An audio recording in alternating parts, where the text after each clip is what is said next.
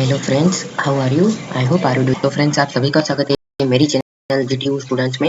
आपको बताया हम इंडस्ट्री 4.0 जो है वो स्टडी आउट कर रहे हैं। सो उसके रिगार्डिंग बात करेंगे। इंडस्ट्री 4.0 का कोड है 316196। ये वो जो बैचलर ऑफ इंजीनियरिंग यानी कि बी सेमेस्टर 6 जो मैकेनिकल इंजीनियरिंग के स्टूडेंट्स हैं, सो उनको ये आता है ये सब्जेक्ट। ओके, तो फ्रेंड्स, इसमें जो है आपको पता है हमने चैप्टर 2 की जो शुरुआत कर दी थी।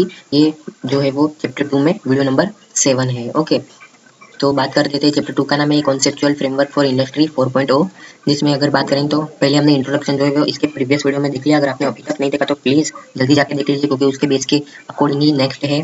ओके, जो आज हम टॉपिक कवर करेंगे वो है main concept and components of industry 4.0। ये जो है वो बहुत बड़ा है। ओके फ्रेंड्स, तो मैंने इसके दो पार्ट्स में कन्वर्ट किए हैं, video number 7 and video number 8। Okay, उसके बाद हम देखेंगे डिजाइन प्रिंसिपल ऑफ इंडस्ट्री 4.0 जो वीडियो नंबर 9 में कवर होगा, और प्रोपोज्ड फ्रेमवर्क फॉर इंडस्ट्री 4.0 जो वीडियो नंबर 10 में कवर होगा। तो आज हम बात करेंगे वो है main concept and components of industry 4.0, जिसमें हम एक टॉपिक देखेंगे उसका नाम है स्टेट ऑफ आर्ट। उसके बाद दूसरा टॉपिक देखेंगे वो है सपोर्टिव टेक्नोलॉजी से। बहुत ये दोनों ही बहुत आईएमपी क्वेश्चन है फ्रेंड्स, कई बार एग्जाम में पूछे जाने वाली ये टॉपिक है। ओके, तो सपोर्टिव टेक्नोलॉजीज तो आता ही है, इसमें बहुत सारे सब टॉपिक्स है। जैसे कि पहले बात करूँ तो एडिटिव रोबोटिक्स है, वो उसके बारे में जानेंगे वो क्या है पूरा समझेंगे। फिर आता है एम्बेडेड सिस्टम्स यानी कि साइबर फिजिकल इंफ्रास्ट्रक्चर। इसके प्रीवियस चैप्टर में हमने इसका जो है वो सबका थोड़ा करके हमने इंट्रोडक्टरी पार्ट में वो सब कवर किया था, इसीलिए हम बोल रहे हैं अगर आपने प्रीवियस वीडियो नहीं देखी तो एक बार जाके देख लीजिएगा। फिर 3 है टॉपिक, उसका नाम है एडिटिव मैन्युफैक्चरिंग। फिर आता है क्लाउड टेक्नोलॉजीज, और 5th number is virtualisation technologies यानी कि virtual reality VR and augmented reality AR. तो फ्रेंड्स, इतना जो टॉपिक है वो इस वीडियो में हम कवर करेंगे। उसके बाद नेक्स्ट हम देखेंगे 8 वीडियो में वो है सिमुलेशन होगा। उसके बाद data analysis and artificial intelligence होगा, and communication and networking industrial internet होगा वो होगा। उसके बाद होगा साइबर सिक्योरिटी। फिर 10th में आरटीएलएस एंड आरएफआईडी टेक्नोलॉजी, वो जो उनका फुल नेम है, तो वो रेडियो टेक्नोलॉजी ऐसा कुछ होता है, तो वो भी हम आगे जाके जानेंगे। ओके, उसके बाद आता है सेंसर एंड एक्चुएटर्स। ये कुछ टॉपिक ऐसे है ना फ्रेंड्स कि जिसमें आप अगर एग्जाम में आए ना तो उसके रिगार्डिंग आप कुछ भी लिख सकते हो। 100% ये जो आप लिखोगे वो सब करेक्ट ही होगा।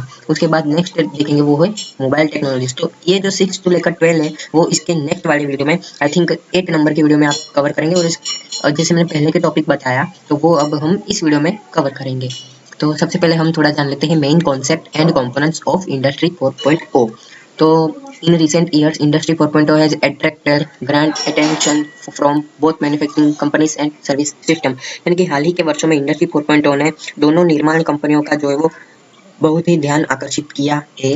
तो उसमें अगर हम बात करेंगे तो mainly industry 4.0 is comprised of the integration of production facilities, supply chains and service systems to enable the establishment of value-added networks.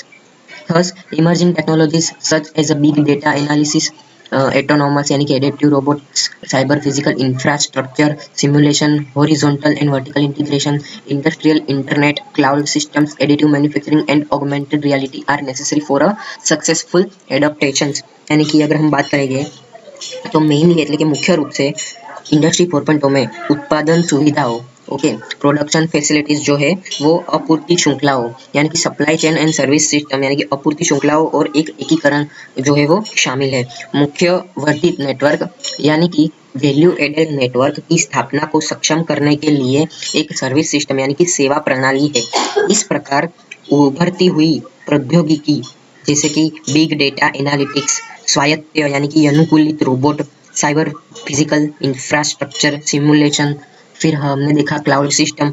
Okay, तो फिर आता है horizontal and vertical integration. Okay, फिर आता है औद्योगिक इंटरनेट यानी कि इंडस्ट्रियल इंटरनेट, फिर आता है क्लाउड सिस्टम्स। वो सब सफल होने के लिए एक सिस्टम्स है।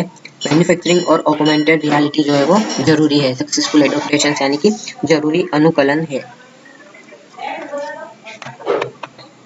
नेक्स्ट देखेंगे the most important point is the wide spread use for industrial internet and alternative connections that ensure the networking of dispersed devices such as a consequence of the developments in industrial internet of things. Distributed systems such as a wireless sensor networks, cloud systems, enable system, autonomous robots and additive manufacturing have been connected to each other।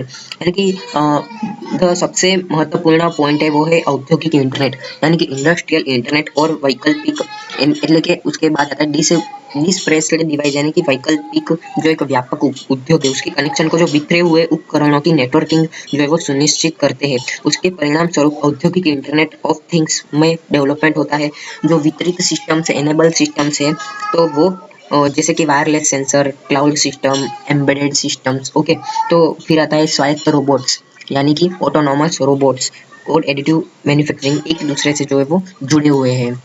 जैसे कि अगर हम इसमें देखेंगे इस photos में तो आप देख सकते हो यहाँ पर जो है वो इंडस्ट्री 4.0 है, एलओटी है, वो किसके साथ जुड़ा हुआ है, तो वो बिग डेटा के साथ भी जुड़ा हुआ है और इंटीग्रेशन के साथ। इंटीग्रेशन एलओटी से जुड़ा हुआ है और फिर ऑटोमेशन से भी। ऑटोमेशन किससे जुड़ा हुआ है, इंटीग्रेशन से, साइबर सिक्योरिटी से। वैसे ही एडिटिव मैन्युफैक्चरिंग सिमुलेशन से, सिमुलेशन एडिटिव मैन्युफैक्चरिंग से, और द क्लाउड सिस्टम से। फिर क्लाउड सिस्टम वो एआर से, बिग डेटा, वो सब एक भौतिक प्रणाली साइबर फिजिकल कॉन्टेक्ट है इन सब के बीच में। Okay, connected to each other है।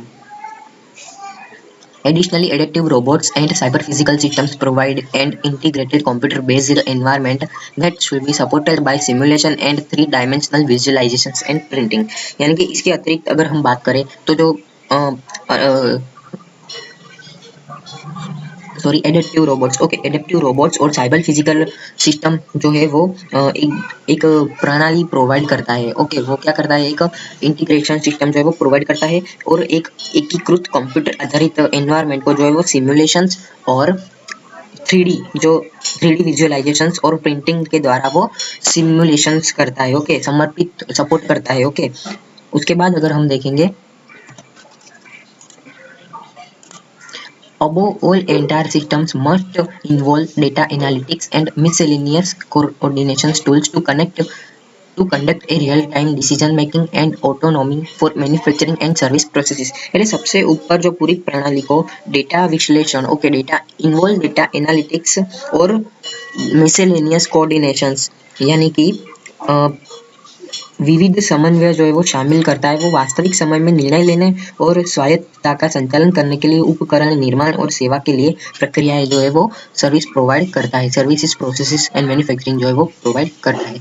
While constructing the framework network of sensors, real-time processing tools, role-based and autonomous devices are interpenetrated with each other for real-time collection of manufacturing and services systems data। यानी कि while यानी कि निर्माण करते समय जो sensor का नेटवर्क है, ओके, फ्रेमवर्क है, फिर सेंसर का नेटवर्क है और वास्तविक समय प्रसंस्करण यानी कि रियल टाइम प्रोसेसिंग टूल्स जो है वो role based and autonomous device यानी कि भूमिका व्यावसायिक समय के संग्रह के लिए आधारित एक स्वायत्त उपकरण है। यानी कि ऑटोनॉमस डिवाइस है, ओके, जो एक दूसरे के साथ जुड़े हुए हैं, जो विनिर्माण और मैन्युफैक्चरिंग एंड सर्विस सिस्टम्स का जो डेटा है वो एक साथ वो जुड़े हुए रखता है। नेक्स्ट देखेंगे स्टेट ऑफ आर्ट यानी कि कला की स्थिति। वो वाली कला नहीं, ये आर्ट वाली कला है। Okay, for successful systems adaptation to industry 4.0 three features should be taken into account. यानी कि इंडस्ट्री 4.0 के लिए एक सक्सेसफुली सिस्टम्स एडॉप्शंस के लिए तीन विशेषताओं को जो है वो ध्यान में रखना चाहिए। वो है horizontal integration via value chains, फिर आता है vertical integration and networking of manufacturing और services systems, and end to end engineering of the overall value chain. Okay, तो नेक्स्ट अगर हम थोड़ा देखेंगे, vertical integration requires the intelligence cross linking and digitalization of business units in different hierarchical levels within the organisations.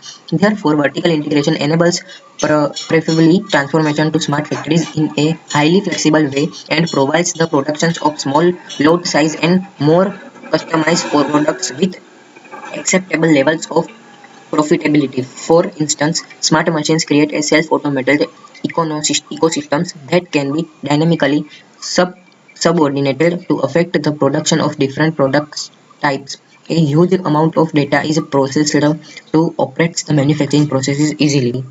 Bye means that vertical integration के लिए organisation के भीतर different hierarchical levels में बिजनेस यूनिट्स के इंटेलिजेंस, क्रॉस लिंकिंग और digitalisation की आवश्यकता होती है।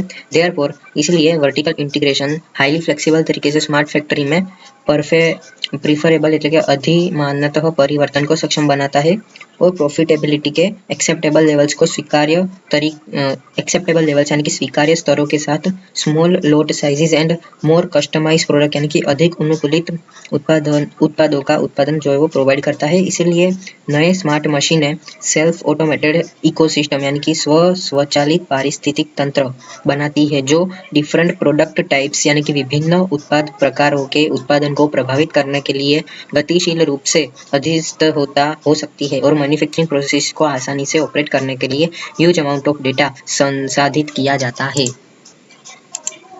One on other hand, horizontal integration obtains entire value creations between organizations for enriching product life cycle using information system, efficient financial management and material flow. The horizontal and vertical integration enable real-time data sharing, productivity in source allocations, coherent working business units and accurate planning which is crucial for connected devices in the term industry 4.0।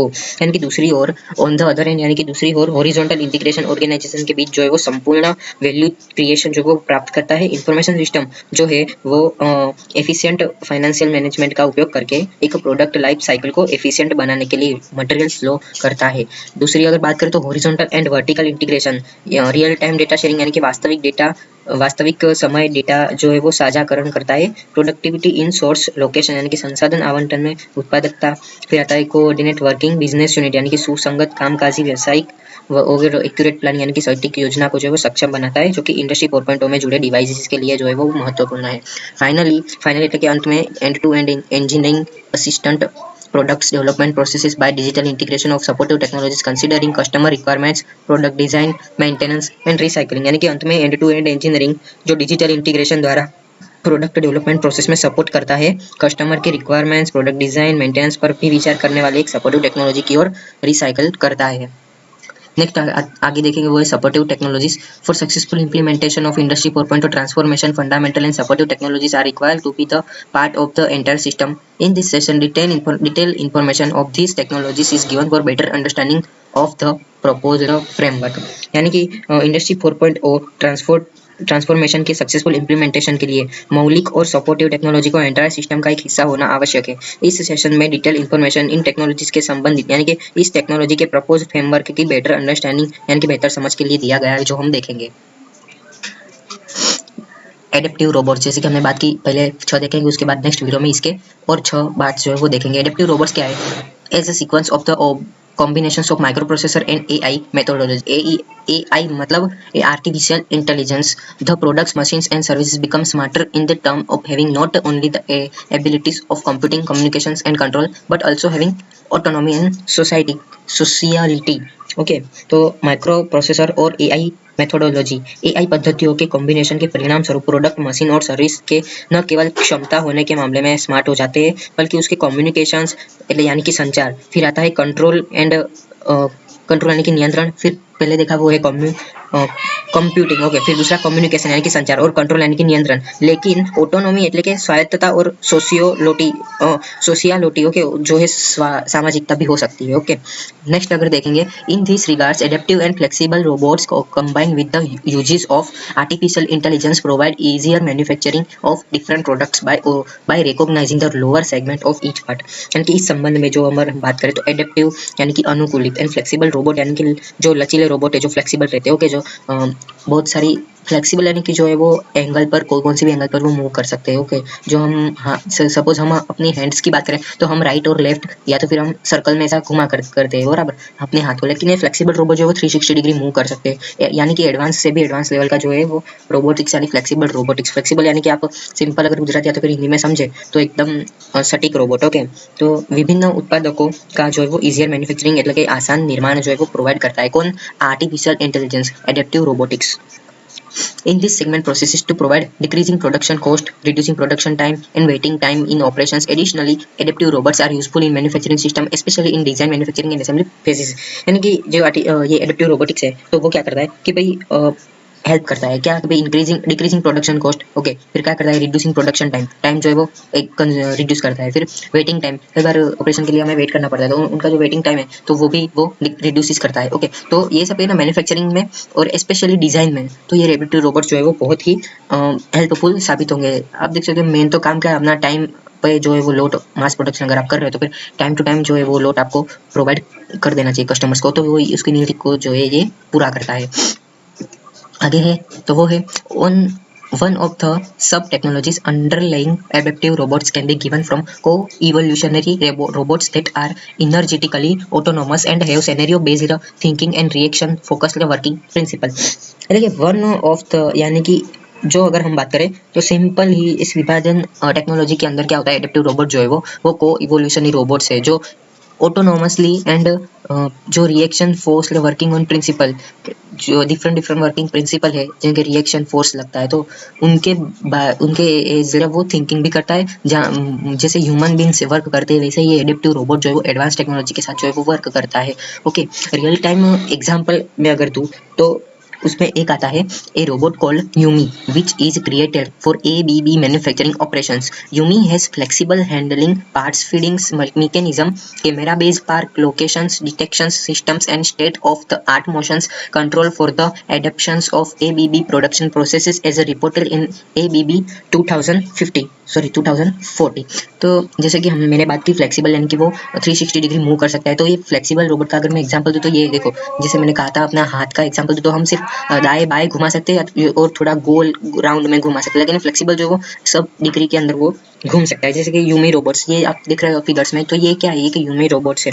Yumi नामक एक robot जो ABB के लिए बनाया गया है निर्माण कार्यों के लिए। ओके, तो यूमी जो है वो फ्लेक्सिबल है हैंडलिंग में, उसका पार्ट्स फीडिंग जो मैकेनिज्म है, कैमरा आधारित पोर्ट कनेक्शन डिटेक्शन सिस्टम्स और वो डिफरेंट डिफरेंट स्टेट्स के अकॉर्डिंग वो जो है वो मोशन करता है और उसको कंट्रोल भी किया जाता है। ओके, जो एबीबी प्रोसेस है इसकी तो प्रोडक्शन प्रोसेस एबीबी कॉन्टैक्ट 2014 ऐसा हमने नाम दिया है, 2014 में मैन्युफैक्चरिंग हुआ था। फिर दूसरा एग्जांपल दिया है वो है कुका robots. Another example can be given as a KUKA KR contact robot that has task distributing screws and other production material by delivering the order Kanban boxes coming from the central warehouses rack. The workbot created from PI4 has a humanoid autonomy with two arms, a robotic upper body and supported by camera and image processing systems. This combined mechanism enable memory-based activity identification using independent recognizing of the previous positions and characteristics of production parts। यानी कि आप देख सकते हो उसके sensor में जो है वो सबसे पहले जो है वो कैमरा लगाया हुआ है। ओके, जैसे कि बात की तो अगर मैं सिंपल बात करूँ तो एक और उदाहरण जो है उन्होंने दिया है जिसका नाम है कुका के आर के रूप में दिखाया जाता है, इसमें फिगर में अब दिखाया जा सकता है। कॉन्टैक्ट रोबोट जिसमें एक कार्य वितरण शिकंजा और अन्य उत्पादन सामग्री है, आदेशित कानबान बॉक्स वितरित करना, केंद्रीय गोदाम यानी कि वेयरहाउस से रैंक जो आता है, PI4 से निर्मित जो है वो वर्कर बोट में ह्यूमन ऑटोनोमी यानी कि दो भुजाओं दो हाथ के साथ एक जो है वो रिवोल्यूशन यानी कि उसके ऊपर के शरीर के ओर जो है वो कैमरा स्थापित है और उसमें प्रोसेसिंग सिस्टम्स का एक संयुक्त तंत्र स्वतंत्रता तरीके से वो घूम सकता है। ओके, तो उसका उपयोग गतिविधि को पहचान करना और सक्षम बनाना है। पिछले अगर हम बात करें तो इसमें कुछ कैरेक्टरिस्टिक्स वो डिफरेंट है यूमी रोबोट से, तो वो क्या है, The general characteristics of three applications. These applications are given in the following: network via Ethernet or Wi-Fi through high-speed data transmissions. Okay यानी कि क्या है कि उच्च गति यानी कि डेटा जो है वो हाई स्पीड डेटा के लिए ट्रांसमिशंस के लिए ईथरनेट या तो फिर वाईफाई के माध्यम से जो है वो नेटवर्किंग किया जा सकता है इसका। फिर easy integrations in existing machinery communication systems यानी कि मौजूदा मशीनरी में जो है वो कम्युनिकेशन सिस्टम में एक आसानी से किया जा सकता है। Third one is optical and image processing of part positions यानी कि एकीकृत रोबोट का नियंत्रण हो सकता है। फोर्थ वन जो है उसमें option optical and image processing of part positioning यानी कि पार्ट पोजीशनिंग का ऑप्टिकल और इमेज प्रोसेसिंग। फिर fourth one is integrated robot control. Fifth one is memory based और केस बेस्ड लर्निंग मैकेनिज्म यानी कि स्मृति आधारित या केस आधारित लर्निंग मैकेनिज्म। 2.2 जो है वो एम्बेडेड सिस्टम्स यानी कि cyber physical infrastructure. Embedded systems name as a cyber physical system CPS can be explained as a supportive technologies for the organizations and coordinations of networking systems between its physical infrastructure and computational capabilities. In this respect, physical and digital tools should be integrated and connected with other devices in order to achieve decentralized actions. In other words, embedded systems generally integrated physical reality with respect to innovative functionalities including computing and communicating infrastructure. जैसे कि हम देख सकते हैं this is architecture of cyber physical systems. वो जो है वो नेटवर्क से जुड़ा हुआ है जिसमें फिजिकल सिस्टम्स जो है वो एक्चुएटर्स विद सेंसर के साथ जुड़ा हुआ है. साइबर सिस्टम जो है वो नेटवर्किंग से जुड़ा है. ये सब आपस में एक दूसरे के साथ नेटवर्क के माध्यम से जो है वो एक साइबर फिजिकल सिस्टम जो है बनाते हैं. यानी कि अगर मैं सिंपल अगर बात करूँ तो एम्बेडेड सिस्टम जिसमें हम साइबर फिजिकल सिस्टम CPS जो है वो नाम दिया गया है जो एक सहायक के रूप में समझाया जा सकता है. इसके भौतिक बुनियादी ढांचे और कंप्यूटेशनल क्षमताओं के बीच जो है वो नेटवर्किंग सिस्टम के संगठन और समन्वय के लिए है. ओके, इस संबंध में भौतिक और डिजिटल उपकरणों को एक एकीकृत और अन्य के साथ जोड़ा जाना चाहिए. विकेंद्रित कार्यों को जो है वो प्राप्त करने के लिए एक डिवाइसेज है. ओके, दूसरे शब्दों में अगर हम कहें तो एम्बेडेड सिस्टम्स आमतौर पर भौतिक वास्तविकता को किसी के संबंध में एकीकृत करने, कंप्यूटिंग और संचार अवसंचालन सहित नवीन कार्य प्रणालियों सामान्य तौर पर एम्बेडेड सिस्टम जो है वो काम करता है. Okay, For this purpose, embedded systems consists of RTLS technologies, sensors, actuators, controllers, and network systems that data or information is being transferred and transferred from every device. In addition to that, information acquisitions can be derived from data processing and data acquisitions in terms of applying computational intelligence supported by learning strategies such as case-based reasoning.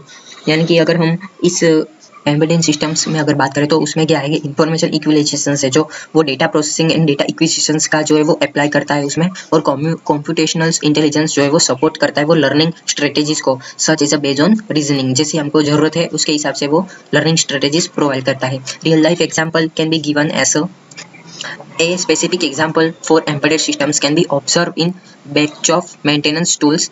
Process parameters like a stress, productive times, etc. of mechanical components can be recorded digitally while making some adjustment, such as a technical experiment in online और offline platforms. By means that networking का उत्तम स्तर real time data processing दोनों provide करे और भौतिक बुनियादी ढांचे और डिजिटल से जो है वो सूचना प्रतिक्रिया संचारण करना है. Okay, second one is in additional to that के cyber physical research and learning platforms CP factory from Festo provides educational institutes and companies with access to the technology and applications of industry 4.0. The main part of the physical mechanism is supported by a intelligent module for the communication of processes data. The CPS gate operates within the factory's workstations as a backbone module for controlling the process. यानी कि intelligent data processing जो है वो निर्णय बनाने और communicate और computational क्षमताओं को भौतिक बुनियादी ढांचे का जो है वो समर्थन करता है. इस प्रयोजन के लिए एम्बेडेड सिस्टम में RTLS प्रौद्योगिकियां, सेंसर, एक्चुएटर, उसमें कंट्रोल और नेटवर्किंग सिस्टम के डेटा को सूचना को रूपांतरित किया जा सकता है और इस डिवाइस से ट्रांसफर. इसके अलावा कंप्यूटेशनल इंटेलिजेंस को लागू करने के संदर्भ में अधिग्रहण जैसे केस आधारित तर्क वो जो प्रोवाइड किया जाता है. वास्तविक जीवन के उदाहरण इस प्रकार दिए जा सकते हैं जिसमें हम CPS gate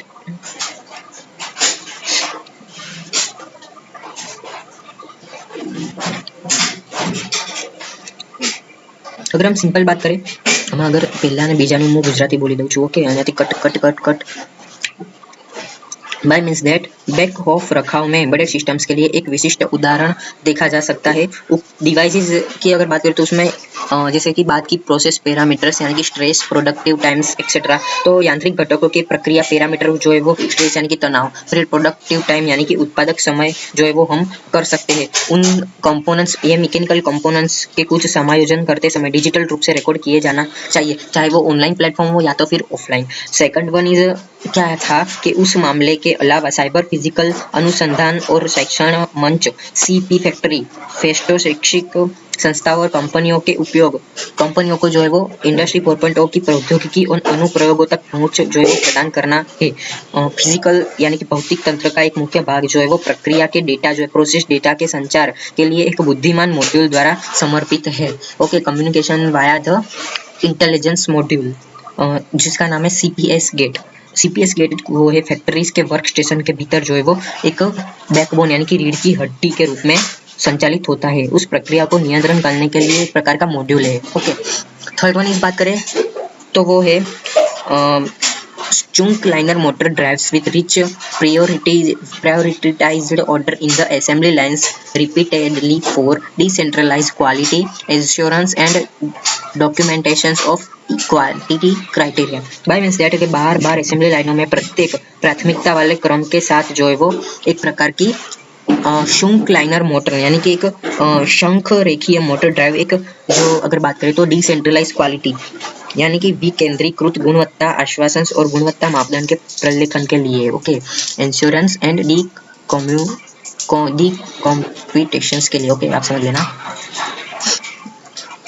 The embedded system has some properties mentioned as first one is increasing operational safety through the detections of safety critical status superior to their importance level। Bye means that की सुरक्षा महत्वपूर्ण स्थिति का पता लगाने से पहले परिचालन सुरक्षा में वृद्धि का जो है वो महत्व स्तर है, इंपॉर्टेंट लेवल है। सेंसरलेस और with sensor switching conditioning monitoring, એટલે કે सेंसरलेस या तो फिर सेंसर स्विचिंग कंडीशन मॉनिटरिंग के साथ control and monitoring using feedback loops यानी कि फीडबैक लूप का उपयोग करके नियंत्रण और निगरानी कर सकते हैं।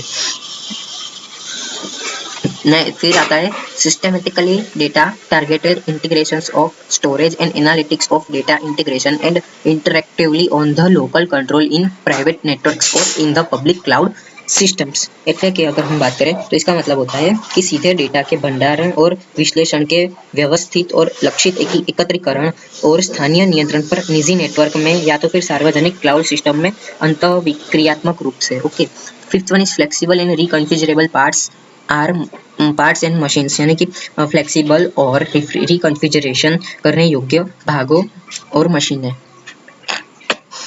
Third one is additive manufacturing. Additive manufacturing is a set of emerging technologies that produces three-dimensional objects directly from digital model through an adaptive processes, particularly by storing and joining the products with proper polymers, ceramics or metals.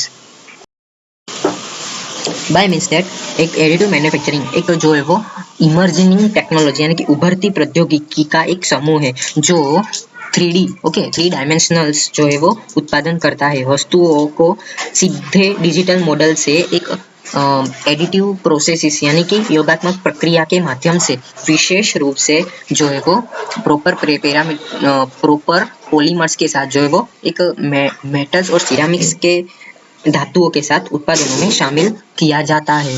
Next अगर बात करें तो in detail additive manufacturing is initiated by forming computer aided design यानी कि CAD and modelling that arranges a set of digital features of the products and submit descriptions of the item to industrial machines. The machines performs the transmitted descriptions as a blueprints to from the item by adding material layers. The layers which are measured in microns are added numerous of times until a three-dimensional object arises. यानी कि अगर in detail अगर हम बात करें तो computer aided design की CAD बनाकर एडिटिव मैन्युफैक्चरिंग की जो है वो शुरुआत की जाती है और मॉडलिंग को जो उत्पादन की डिजिटल सुविधाओं के साथ जो है वो सेट करने की व्यवस्था रहती है और जो है वो सबमिट करता है वो डिस्क्रिप्शंस प्रोडक्ट के द्वारा वो जो औद्योगिक मशीन के लिए जो है वो आइटम जो है वो प्रोवाइड करता है। औद्योगिक मशीन यानी कि इंडस्ट्रियल मशीन्स के लिए। नेक्स्ट थोड़ा बात करें तो वो मशीनों जो है वो क्या करती है कि वो मटेरियल जो मशीनें जो है वो विवरण को इस प्रकार निष्पादित करती है कि जो सामग्री परतों को जो जोड़कर आइटम बनाने के लिए जो है वो ब्लूप्रिंट रेडी करती है। उसमें परत है जिन्हें मापा जाता है माइक्रोन्स में। मापने के लिए माइक्रोन्स का यूज होता है जो एक 3 डायमेंशनल ऑब्जेक्ट में बनाए कई बार जो है वो जोड़े जाते हैं। Raw materials can be in the form of a liquid, powder or sheet and are especially comprised by plastics, other polymers, metals और ceramics। यानी कि कच्चा माल तरल यानी कि लिक्विड अथवा पाउडर या तो फिर शीट के रूप में हो सकता है और विशेष रूप से सिरामिक से बना होता है। प्लास्टिक जो है वो अन्य पॉलीमर धातु या तो फिर सिरामिक भी हो सकता है। In this respect, additive manufacturing is comprised of two levels as softwares of obtaining 3D objects and material acquisition size। यानी कि इस संबंध में योग्य निर्माण जो है वो शामिल है, जिसमें 3D वस्तुएं यानी कि 3D ऑब्जेक्ट एंड मटेरियल जो है वो प्राप्त करके एक सॉफ्टवेयर के रूप में हम प्रोवाइड कर सकते हो कि मैन्युफैक्चरिंग कर सकते हैं। जैसे कि इसमें बात की जाए अर्बोंग 3D प्रिंटर, यानी कि वन टाइप ऑफ एग्जाम हम देख सकते हैं इसका 3D प्रिंटर। ओके, किसका? एडिटिव मैन्युफैक्चरिंग में, यानी कि जैसा ऑब्जेक्ट है उसको हम थोड़ा कंप्यूटर में के ड्राइंग में हम उसको सुधार वधार कर सकते हैं और फिर हम एक मशीन के अंदर प्रोग्रामिंग करके उसके जैसा ही हम ऑब्जेक्ट जो है वो बाहर निकाल देंगे। जैसे कि अगर आप इसमें देखेंगे तो ये जो है, अगर सिंपल अगर बात करूँ मैं तो ये जो है वो एक ऑब्जेक्ट है। ओके, ये जो आप देख रहे हो वो एक ऑब्जेक्ट है और इसके अंदर ये जो येलो वाला है वो एक रॉ मटेरियल है। ओके, तो उससे एक ऑब्जेक्ट बनाया है। ओके, आप समझ सकते हो। या तो फिर बन सकता है कि ये दोनों जो है वो एक ऑब्जेक्ट है। ओके, जिसमें ऑब्जेक्ट यानी कि जो इस सपोज ये कंप्यूटर है तो उसमें प्रोग्रामिंग किया गया होगा। ओके, कि भाई उसमें कोई ड्राइंग जो है वो ऐसी बनाई होगी तो उसके जैसा ये ड्राइंग जो है वो बाहर आ गई होगी, ये और ये। सो नेक्स्ट अगर हम बात करें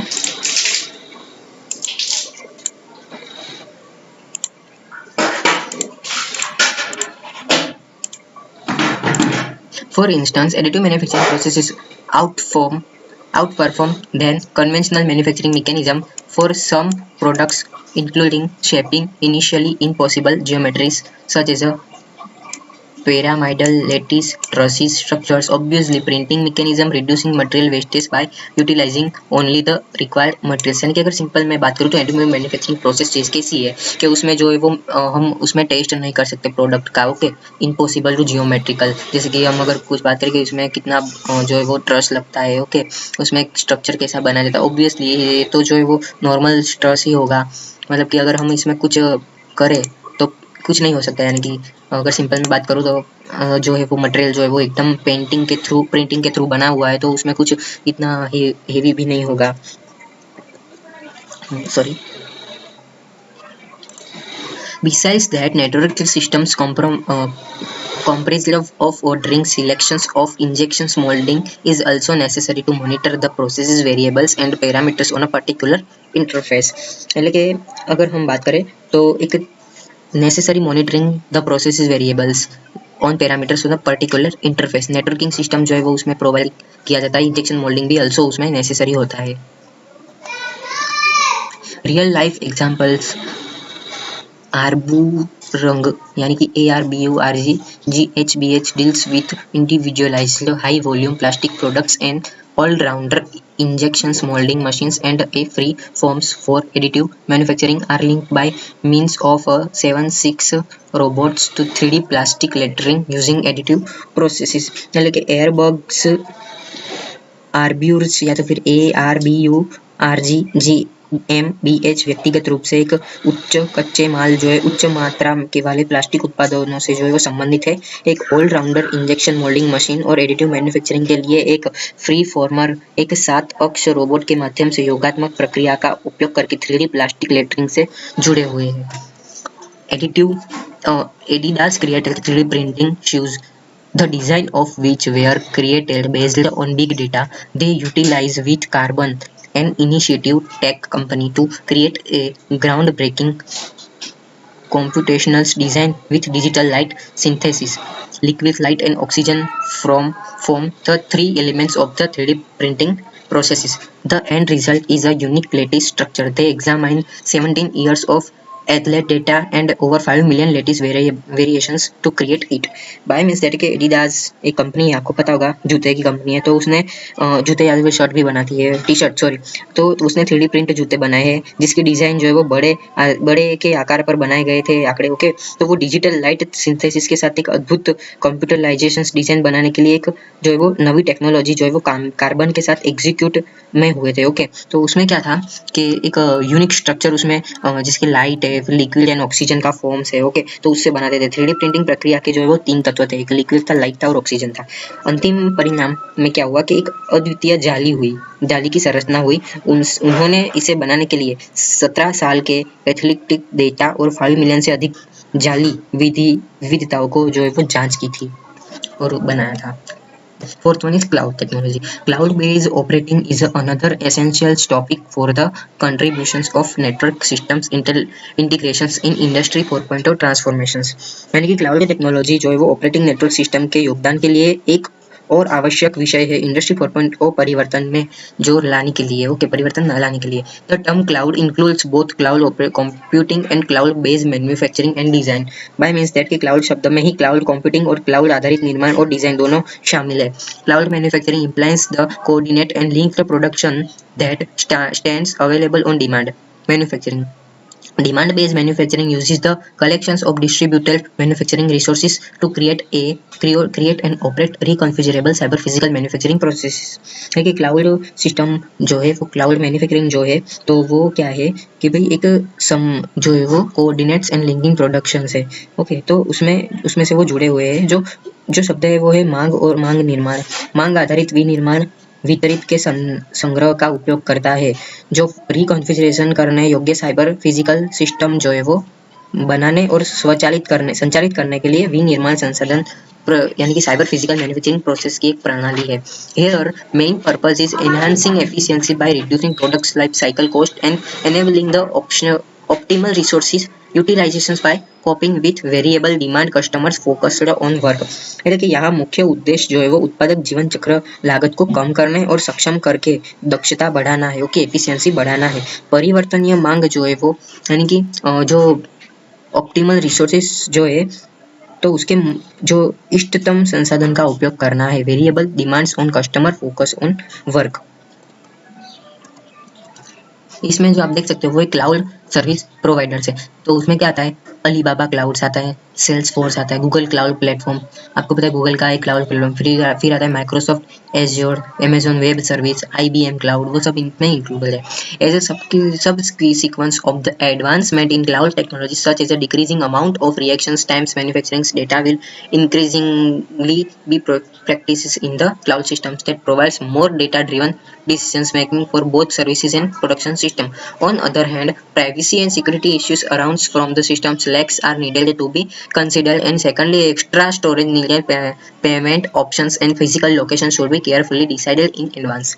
यानी कि अगर हम बात करें ऐसे सीक्वेंस यानी कि उसमें हमको पता है, अगर सिंपल अगर मैं क्लाउड सर्विस जो है वो बता दूं कि जो वो स्टोरेज सिस्टम है, one type of storage system जहाँ पर हम जो है वो अपनी डेटा को जो है वो स्टोरेज कर सकते हैं। अभी गूगल की अगर मैं बात करूँ, सिंपल अगर उदाहरण दूँ तो वो है गूगल। तो गूगल की एक फोटोज एक क्लाउड आता है, वो वन टाइप ऑफ क्लाउड है। तो वो क्या करता है, अपने जो गैलरी के फोटोज जो रहते हैं तो उसे सेव करता है। ओके, फिर दूसरा एग्जाम्पल तो गूगल ड्राइव, तो वो भी one type of data storage system है। ओके, तो वो डेटा को जो है स्टोर करके रखते हैं, तो वन टाइप ऑफ तो वही है क्लाउड सिस्टम। ओके, तो अदर हैंड उन्होंने क्या कहा कि उसमें भी प्राइवेसी सिक्योरिटी का बहुत इश्यू आता है। तो फिर आपको क्या करना होगा कि उनके legs are needed to be consider and okay, आपको क्या है वो बहुत सारा उसमें कुछ करना होगा कि जिसमें डेटा जो है वो स्टोरेज ज़्यादा से ज़्यादा डेटा स्टोर हो और कोई हैक करने की कोशिश ना करे। और ऐसा हो तो उसमें ऐसा लिखा कि भी पेमेंट का भी ऑप्शन दो, ताकि जो है वो स्टोरेज जब हमको नीड आए तो हम पेमेंट करके उसकी स्टोरेज जो है वो एक्स्ट्रा इंक्लूड कर सके। ओके, तो वही इसमें थोड़ा थोड़ा समझाया हुआ है। फॉर एग्जाम्पल अगर बात करें तो GE digital proposed a brilliant manufacturing suite which use smart analytics to evaluate operational data and factories overall equipment's effectiveness is increased by 20% or more। उदाहरण के लिए अगर बात करें तो GE डिजिटल ने ब्रिलियंट मैन्युफैक्चरिंग सूट का प्रस्तुत किया है। ओके, तो वो क्या करता है, जो स्मार्ट एनालिटिक्स का उपयोग करता है परिचालन डेटा का मूल्यांकन और कारखाने के समग्र उपकरणों को प्रभावशीलता में जो है वो वृद्धि की है। कितनी परसेंटेज, तो वो है 20% से भी ज़्यादा। Besides that, M&N Software's industrial cloud service platforms is based on real-time data analytics and consists of a universal score systems of individual web portals. The mentioned systems can be remotely operates on both a PC using a browser and mobile devices। यानी कि जो है वो simple अगर examples जो दिया हुआ उसके अलावा जो M&M सॉफ्टवेयर का उपयोग क्या है, तो भाई औद्योगिक क्लाउड में सेवा मंच वास्तविक समय पर आधारित है, जो डेटा विश्लेषण और व्यक्तिगत वेब पोर्टलों की एक सार्वभौमिक कोर प्रणाली है। तो उसको जो वो ऑन ब्राउजर भी हम उसे कंट्रोल कर सकते हैं एंड मोबाइल डिवाइसेस के थ्रू भी हम उसका जो है कंट्रोल कर सकते हैं इस सॉफ्टवेयर के through. The requirements of cloud-based processing are listed as follow. First one is data-driven applications are worked on cloud-based infrastructure and every supply chain elements and user is connected through the cloud systems. यानी कि data संचालित application, cloud आधारित cloud based infrastructure and every supplier chain element जो है वो उपयोगकर्ता cloud system के माध्यम से वो जुड़ा जा सकता है. Second is real time data analytics for notifications and abnormalities using independent cloud database functions. By means that independent cloud database जो है वो फंक्शन का उपयोग करके सूचनाओं और असामान्यताओं के लिए वास्तविक समय डेटा का विश्लेषण है. नोटिफिकेशंस एंड abnormalizations यानी कि असामान्यताओं. Third one is take full advantages of big data to optimizing system performance according to the external and sudden changes. by mistake बाहरी के अनुसार यानी कि sudden changes ओके एक्सटर्नल यानी कि बाहरी के अनुसार सिस्टम के प्रदर्शकों को अनुकूलित करने के लिए डेटा का एक पूर्ण लाभ उठाया जाए और उसमें जो है वो सडन चेंजेस भी उसमें लाया जाना चाहिए. Fourth one is users need a connected device to see the necessary information on cloud and they have authorise access to available application and data world wide.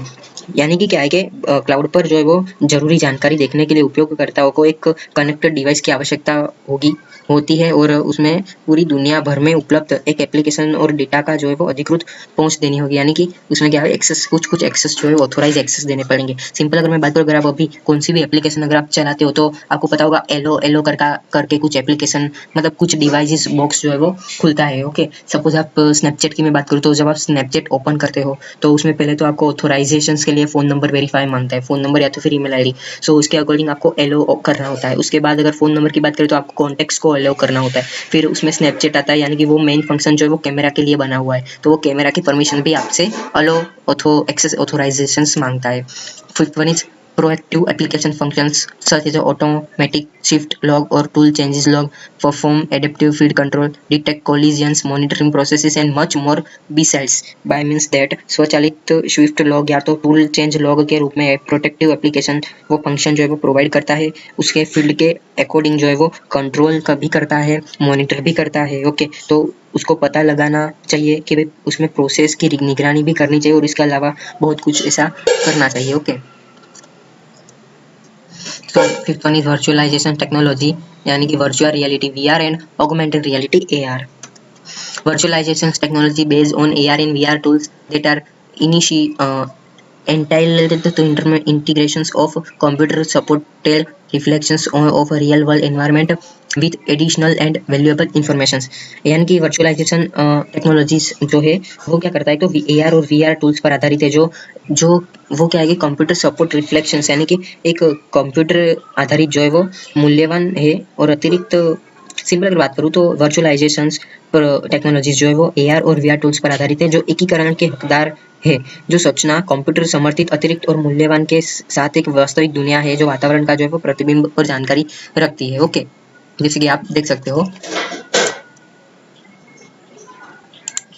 इसमें वर्चुअलाइजेशन यानी कि वो देख सकते हो repair maintenance using augmented reality technology यानी कि उन्होंने जो है वो कान पे ऐसा कुछ VR जैसा VR या तो फिर AR देख सकते हो. तो आप ऐसा कंप्यूटर यानी कि नॉर्मल ऐसे ही स्क्रीन जब आप इसमें देखोगे ओके तो आपको ऐसा कुछ प्रकाश के माध्यम से कुछ दिखाई देगा. सो आपको अगर इसमें कुछ खराबी आती है तो वो आप सिस्टम्स के जरिए देख सकते हो कि भाई इसमें कुछ खराबी आई है तो what is the solution of it.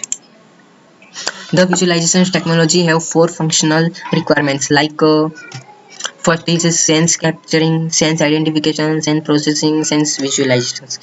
Thus, hardware such as a handheld devices, stationary visualization systems, so spatial visualization system, head-mounted displays, smart glasses, and smart lens are utilized for implementations.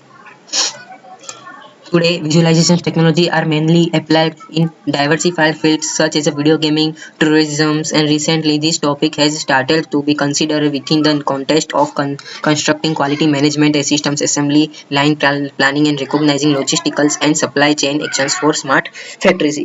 So इस प्रकार अगर हम आज के ज़माने में बात करें तो आज के विजुअलाइजेशन प्रौद्योगिकी यानी कि विजुअलाइजेशन टेक्नोलॉजी जो है वो मुख्य रूप से विविध क्षेत्रों में लागू होती है जैसे कि वीडियो गेम्स, पर्यटन और हाल ही में इस विषय में निर्माण के संदर्भ में विचार किया जाए तो गुणवत्ता प्रबंधक प्रणाली, असेंबली लाइन योजना और दूसरा कुछ स्मार्ट टेक्नोलॉजी, स्मार्ट फैक्ट्रीज में, सप्लाई चेन मैनेजमेंट में वो सब यूज होता है। ओके, VR आपने कहीं सुना होगा, VR बॉक्स आता है, तो उसमें हम गेमिंग कर सकते हैं, वीडियो गेम्स देख सकते हैं। Specific examples can be given from BMW connected drives what enables navigation information and assisted driver assistance systems, Q Warrior helmet for military purpose, Lever Explorer for medical practitioners and Recon Jet for leisure activities. इसमें अगर examples दिए हुए specific example, जिसके BMW connected drive से विशिष्ट एक उदाहरण दिए हैं जो नेविगेशन को सक्षम बनाता है। सूचना और सहायता प्रणाली जो सैन्य उद्देश्यों को एक टूल वो प्रोवाइड करता है, आपको के हेल्प करता है। फिर अगर मेडिकल सिस्टम में बात करें तो वो है मेडिकल क्षेत्र में अगर बात करें तो एक लीवर एक्सप्लोरर है जो अवकाश गतिविधियों के लिए एक रॉकेट जेट है। Next, okay, rocket jet, recon jet. Application. Practically, AR and VR systems are adapted to computer-aided quality assessment for the estimation of scale, tracking the product positions, and visualizing current status of the product by a graphical user interface (GUI). Okay. तो अगर हम अभी के applications की में बात करें तो विशेष रूप से AR और VR जो है वो कंप्यूटर सहायता गुणवत्ता मूल्यांकन के लिए जो अनुकूलित है। पैमाने का अनुमान, उत्पादन की स्थिति पर नजर रखना और वर्तमान स्थिति की कल्पना करने वाला इंटरफेस ग्राफिकल यूजर इंटरफेस द्वारा जो है वो प्रोवाइड करता है। Implementations of visualization technology based glasses, video based glasses, Oracle Rifts, optical glasses यानी कि CVRs and Android based devices, video based tablets and special projects are utilized by means that के बात करूँ तो शॉप फ्लोर में implementations और visualizations की technology में वीडियो बेस्ड ग्लास, यानी कि हम जैसे कि अगर बात करें अगर हम 3D देखना हो, अगर 3D मूवीज, तो वो क्या करते हैं कि उसमें जो है वो आपको एक चश्मे नए एक ऑप्टिकल ग्लास देते हो कि तो उसमें क्या होगा, जब आप उस स्क्रीन को देखेंगे तो वो 3D टाइप लगेगा, ऐसा लगेगा कि आपके आंख के सामने ही वो एक विजुअलाइजेशन हो रहा है। फिर ऑप्टिकल ग्लासेस यानी कि CVR and android based device जो है वो इसमें यूज होता है, उसमें video based tablet and special projectors are utilise, यानी कि हम अगर VR बॉक्स की बात करें तो उसमें यही होता है। In logistics specially considering warehouses operations, transportations optimizations, last mile delivers, customer services and maintenance, यानी कि इन लॉजिस्टिक्स यानी कि विशेष रूप से वेयर हाउसेस ऑपरेशंस, ट्रांसपोर्टेशन पर विचार करना, लास्ट में mile delivery, customer services and management. Fourth one is in this virtual world operators can interact with machines or other devices by using them on a cyber representation and changing parameters in order to interpret the operationals and maintenance instructor. By means that के इस virtual world में operator मशीनें या तो फिर अन्य device के साथ साइबर रिप्रेजेंटेशन पर उनका उपयोग करके बातचीत कर सकते हैं और ऑपरेशंस और मेंटेनेंस निर्देशों की व्याख्या करने के लिए पैरामीटर्स को जो है वो बदल सकते हैं। Fifth one is the most remarkable future implementation of visualisation system is the requirement of tailor made solutions for human and robot collaboration and more user friendly devices for better experience. यानी कि visualisation system का सबसे remarkable future यानी कि उल्लेखनीय भविष्य की requirement है जो मानव और रोबोट का कोलैबोरेशंस और more user friendly devices better experience की आवश्यकता के लिए अनुकूलन डिवाइसेस है, यानी कि ह्यूमन टू मशीन इंटरेक्शंस भी इसमें हो सकता है। यह एप्लीकेशन है उसकी। The visualisation technology have some properties mentioned below. The optimal user support through augmented reality and gamifications. by means augmented reality यानी कि संवर्धित वास्तविकता और optimal user support यानी कि सरलीकरण के माध्यम से इष्टतम उपयोगकर्ताओं को जो है वो समर्थन मिलता है। सेकंड अगर हम बात करें तो वो है significantly more convenient and user friendly interface design, यानी कि संपूर्ण रूप से जो है वो अधिक सुविधाजनक और उपयोगकर्ता के लिए एक अनुकूलन इंटरफेस जो है वो डिजाइन है। The mobile projections providing holistic and latency free supports. Bye means that के मोबाइल प्रोजेक्शंस समग्र और विलंबता मुक्त समर्थन प्रदान करता है, यानी कि फ्रीली सपोर्ट होता है। तो फ्रेंड्स, अगर अभी तक आपने मेरे चैनल में सपोर्ट नहीं किया है, सब्सक्राइब नहीं किया, तो प्लीज़ मुझे थोड़ा सपोर्ट दो फ्रेंड्स, और प्लीज़ आप मेरे चैनल को सपोर्ट करो और इस वीडियो को जो है वो शेयर करो। Okay then, bye bye, all the best for your exam.